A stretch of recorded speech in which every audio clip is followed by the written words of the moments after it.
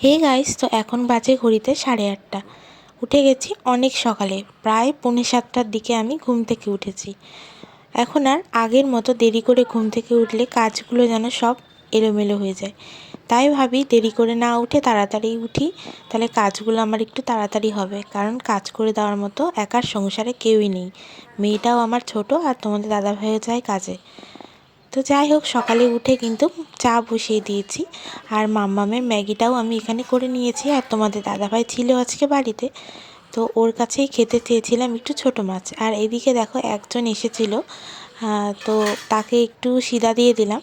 আর চা খেতে চেয়েছিল আমার কাছে, তো একটু চা বানিয়ে দিয়েছিলাম। তো আমি তোমাদের দাদাভাইয়ের কাছে খেতে চেয়েছিলাম ছোট মাছ, তোমাদের দাদাভাই এদিকে ছোট মাছ নিয়ে এসছে।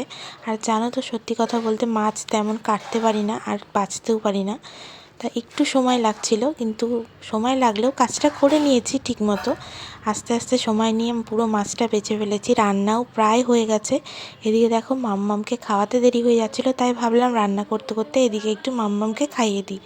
আর এদিকে তোমাদের দাদাভাই ছিল না, আমাদের জন্য ফুটি নিয়ে এসেছিলো 4টে।